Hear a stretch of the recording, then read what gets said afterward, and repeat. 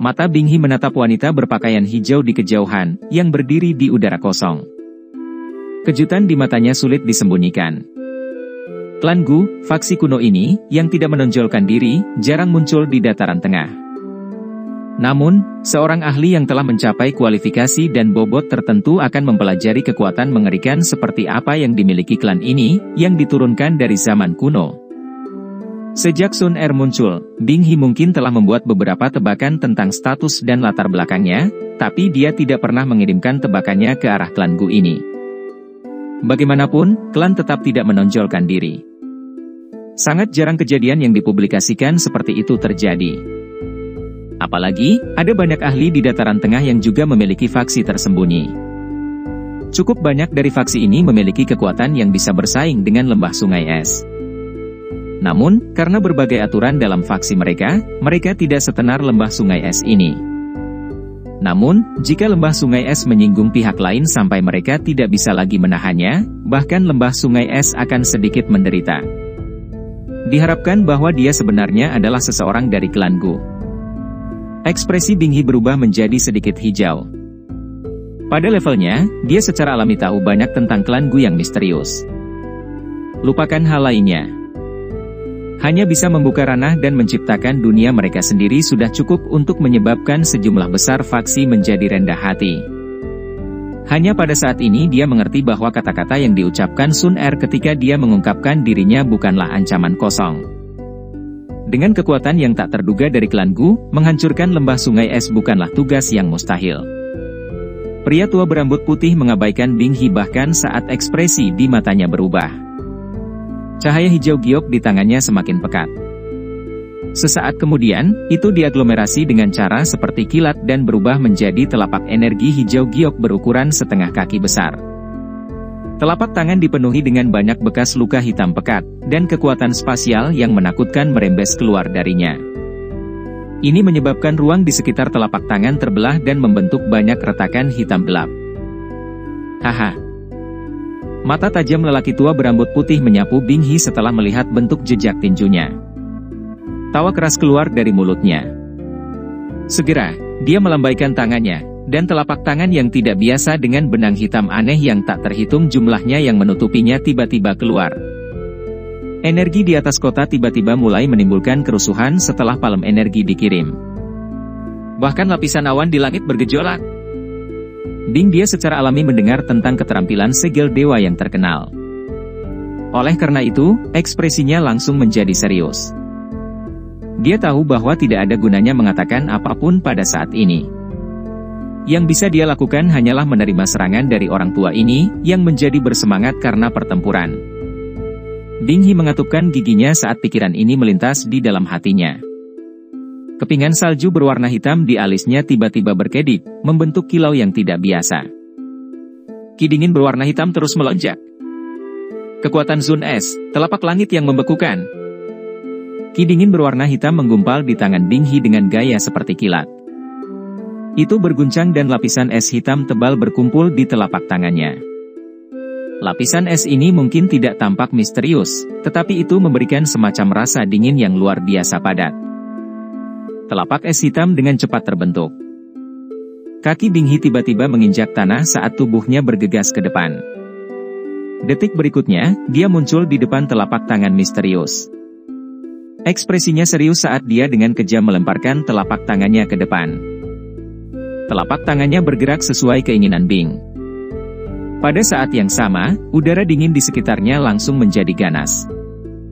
Jauh di dalam es hitam ada racun yang fatal. Jika itu mengenai tubuh seseorang, tubuh fisik mereka dan bahkan douki mereka akan langsung membeku. Bang! Kedua ahli itu seperti dua bintang jatuh yang terbang melintasi langit di depan mata orang yang tak terhitung jumlahnya. Mereka bertabrakan dengan cara yang brilian. Suara yang sangat keras bergema di langit. Badai energi yang menakutkan menyebar ke seluruh langit ketika garis-garis hitam gelap sepanjang ratusan meter diam-diam muncul seperti parit di udara kosong. Pemandangan ini seperti langit yang tiba-tiba membuka mulutnya yang ganas, menyebabkan hati seseorang terasa dingin. Badai energi menyebar, membawa badai yang melanda langit. Tak terhitung banyaknya pohon besar dari hutan di sekitar kota robek dari tanah. Setelah itu, mereka terbang ke kejauhan, seolah-olah itu adalah pemandangan dari ujung dunia. Tabrakan energi yang sangat kuat. Pertarungan antara elit Do Uzun seperti ini. Mata Xiao Yan sedikit terkejut saat melihat retakan spasial yang terbentuk di langit. Ruang tempat ini biasanya stabil. Namun, celah seperti itu terbentuk. Dari sini, orang akan tahu betapa besar energi dari pertarungan itu. Bang!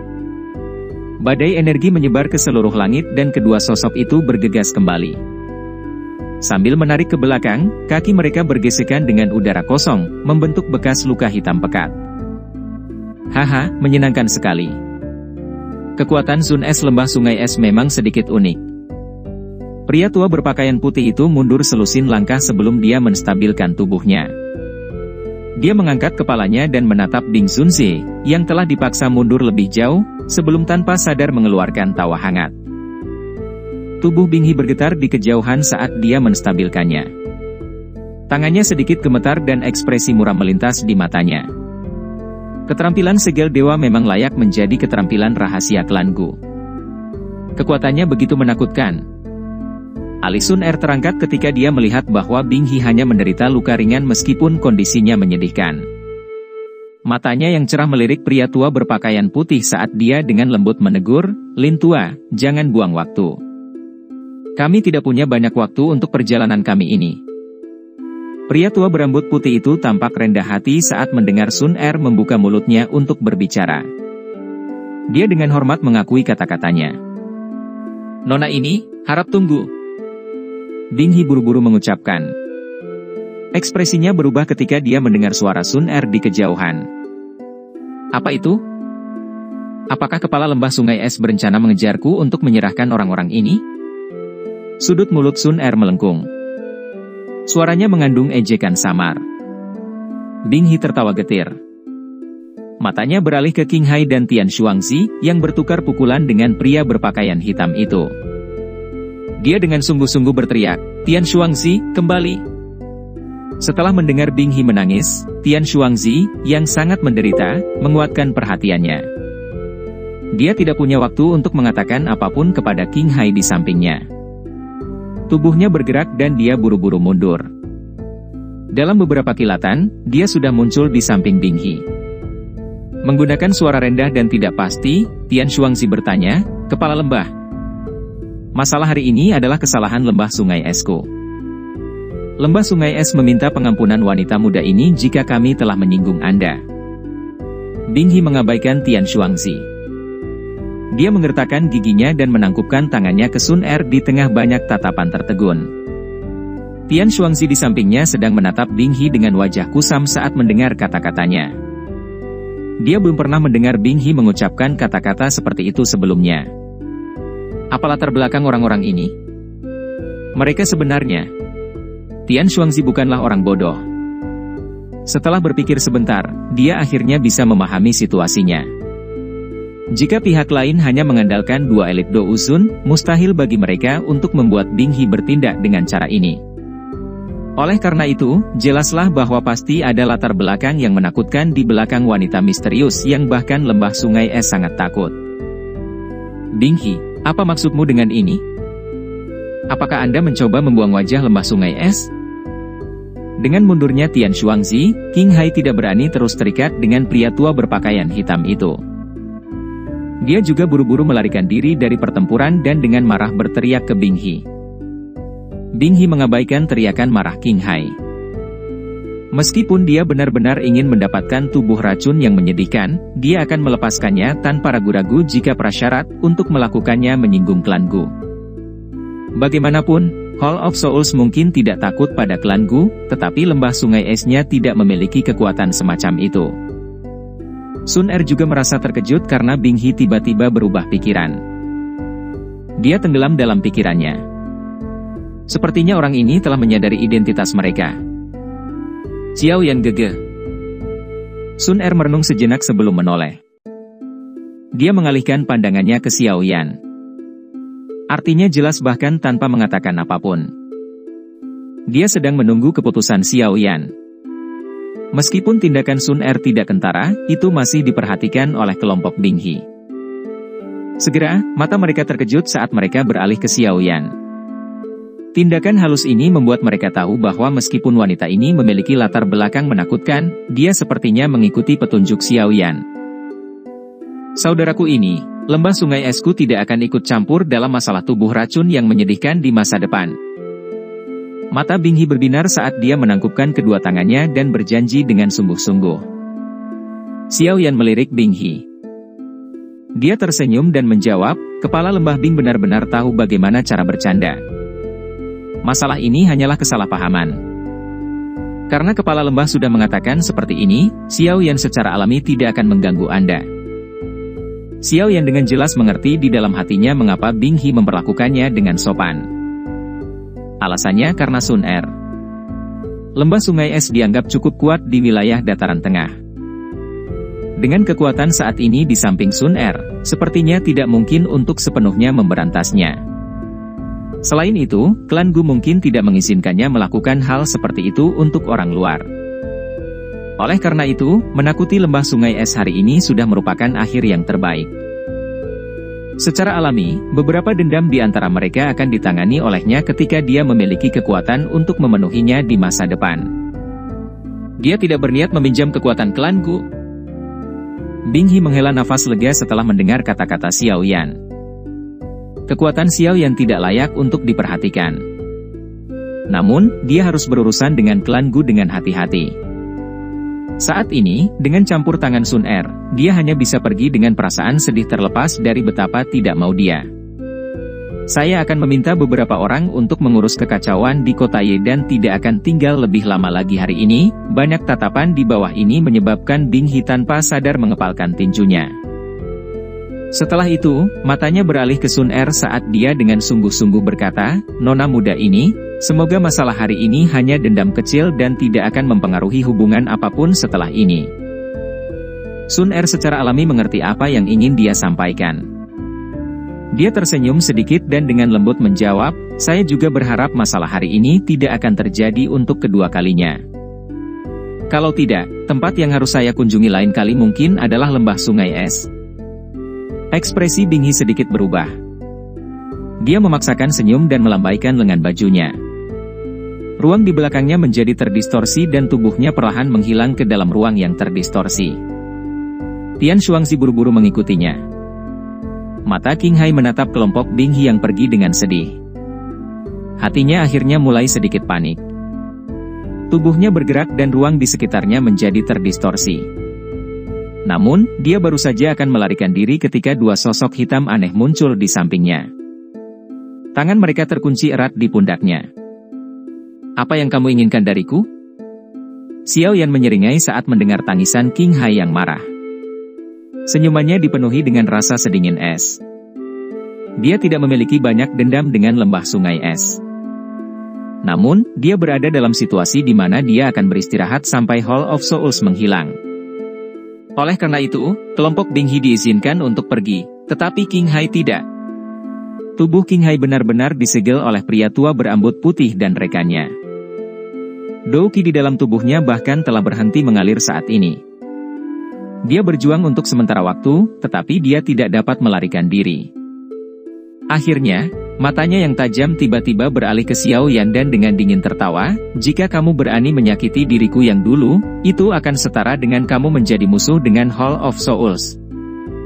Aku yang dulu tidak tahu latar belakang seperti apa yang kamu miliki, tapi menyinggung Hall of Souls adalah tindakan yang sangat bodoh.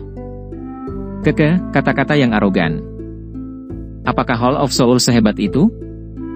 Pria berambut putih di sampingnya dengan aneh tertawa ketika mendengar kata-kata Qing Hai.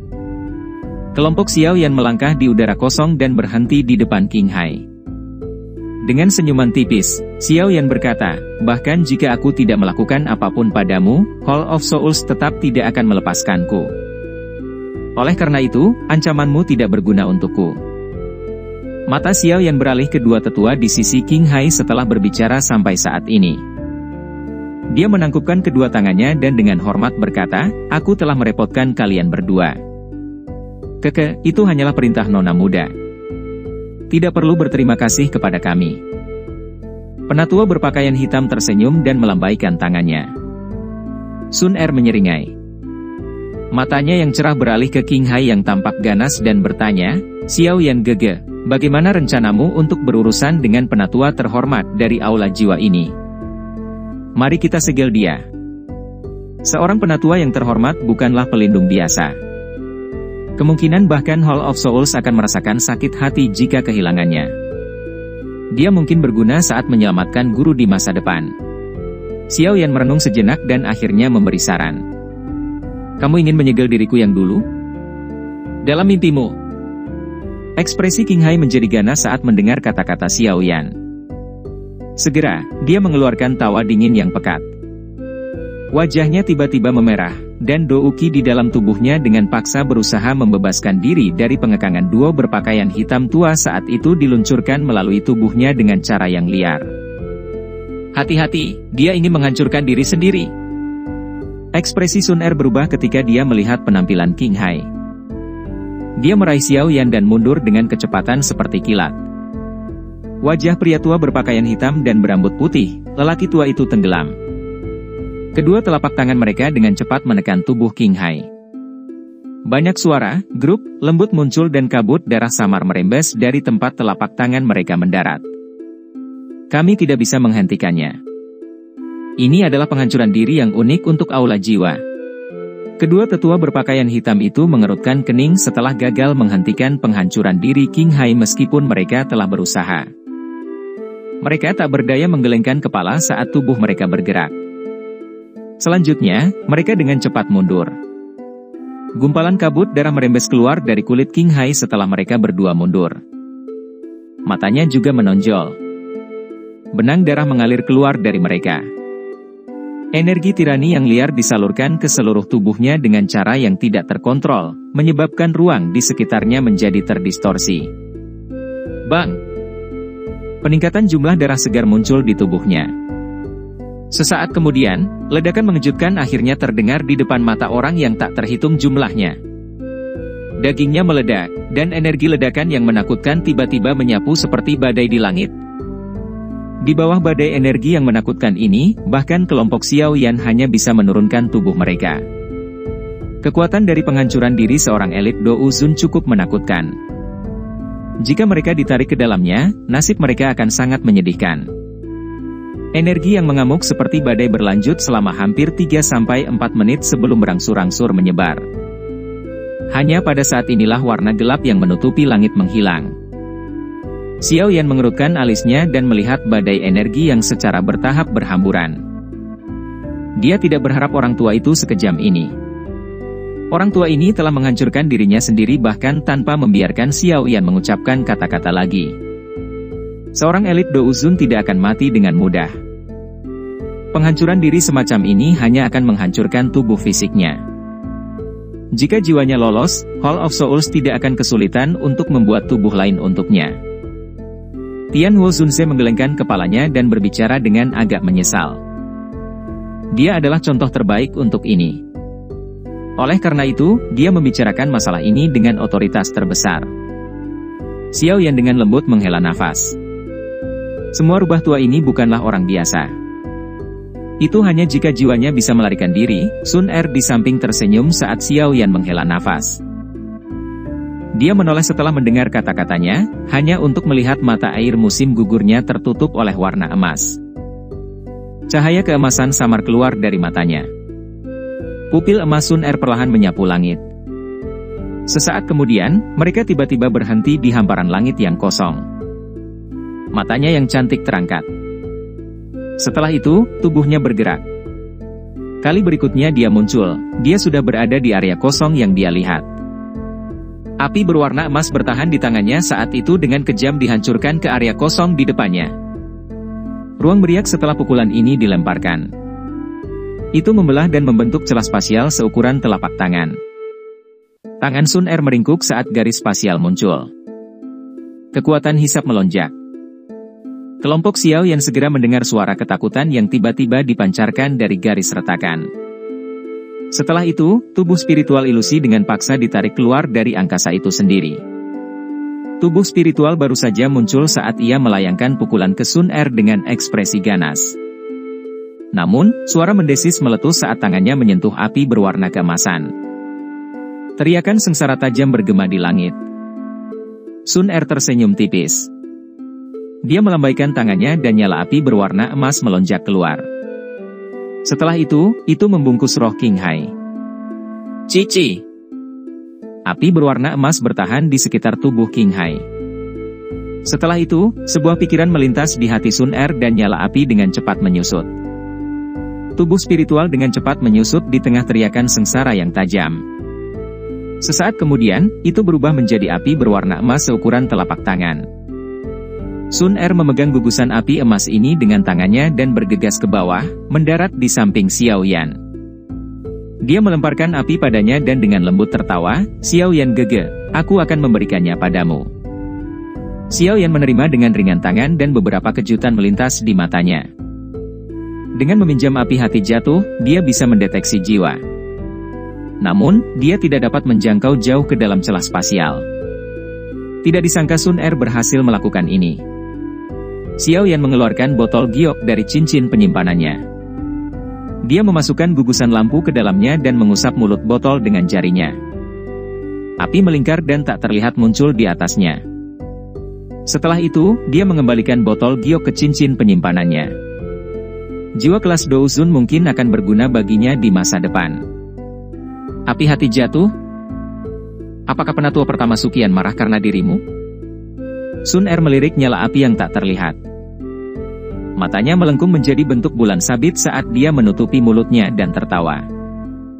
Xiao Yan menggelengkan kepalanya tanpa daya. Dia tertawa getir. "Jika kamu tidak muncul kali ini, sepertinya aku akan merasa sulit untuk melarikan diri kali ini." "Hei, Nona muda menerima berita tentang Anda segera setelah Anda melangkah ke wilayah dataran tengah." Setelah itu, dia mengabaikan perselisihan di dalam klan dan dengan paksa membawa kami berdua keluar dari alam Gu. Hanya setelah berlari melintasi separuh dataran tengah barulah kami tiba di sini. Untungnya, Anda baik-baik saja. Kalau tidak, Nona muda akan benar-benar meledak. Sejujurnya, aku yang dulu belum pernah melihat kemunculan Nona muda saat dia marah. Pria tua berambut putih di sampingnya meringkuk dan tertawa. "Pak Tualin." "Diamlah," kemarahan cerah muncul di wajah Sun Er saat dia menegur. Aku tidak akan mengatakannya lagi. Aku tidak akan mengatakannya lagi." Orang tua berambut putih itu dengan tergesa-gesa melambaikan tangannya ketika dia mendengar dia menangis. Setelah melihat penampilan malu Sun Er seperti gadis kecil, dia bertukar pandangan dengan sesepuh berpakaian hitam di sampingnya. Keduanya diam-diam menghela nafas di dalam hati mereka. Sun Er selalu mempertahankan emosi seperti sumur tua yang tidak berdesir di dalam alam Gu. Jarang ada orang di klan yang bisa membuatnya tersenyum.